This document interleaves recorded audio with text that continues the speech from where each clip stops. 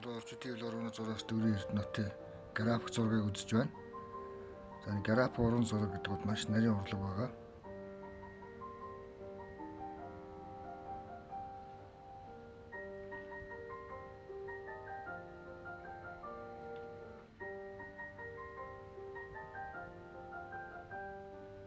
Ялангуяа өнгөрсөн төвхийн бодит реализмын зургийг тодруулж зурдаг тийм уран зураг байгаа.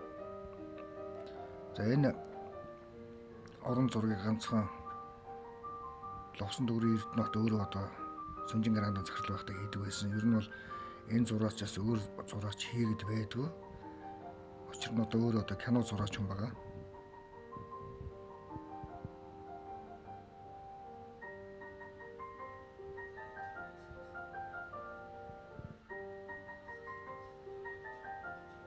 За анхаарал тавьсанд баярлалаа та бүхэнд.